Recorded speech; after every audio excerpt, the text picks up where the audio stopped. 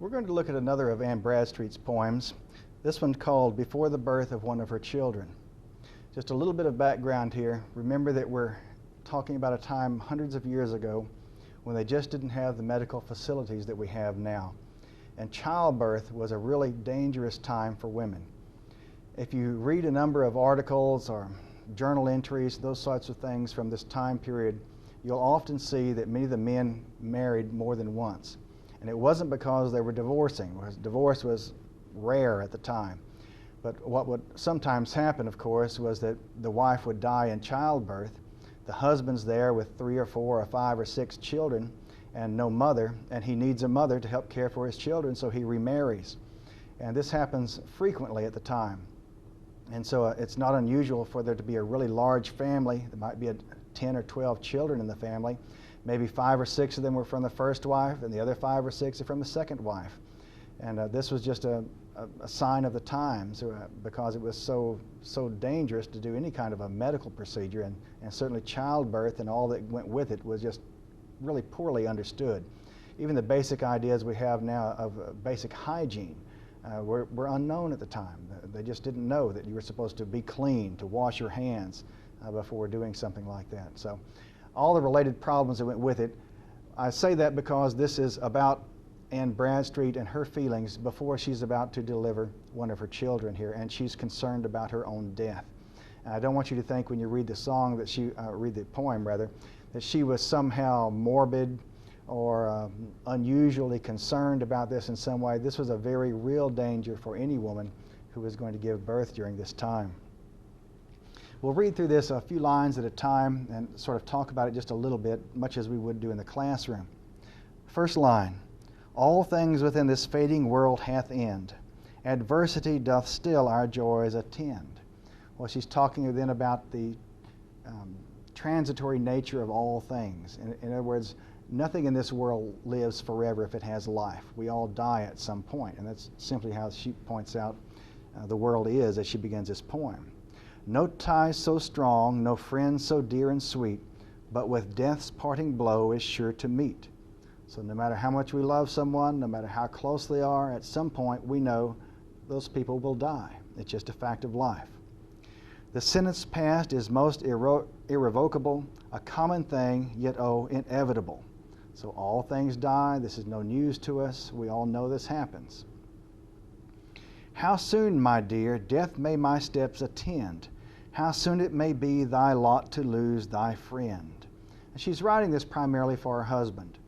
As I've sometimes asked students to do an explication over this poem in class, occasionally a student will try to make this as if it's a letter to be read by her child, her unborn child, later on in life.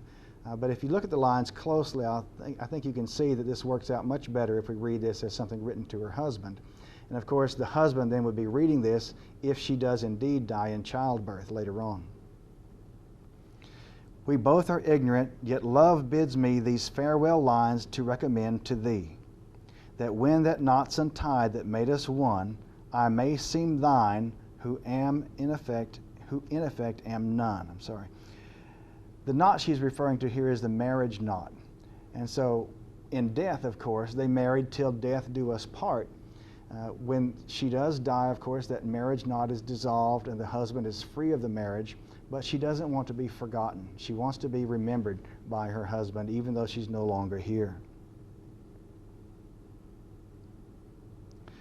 I may seem thine who in effect am none, and if I see not half my days that's due, what nature would, God grant to yours and you. So if she dies early in life, and she's talking about here the idea in the Bible that we're allotted 70 years roughly.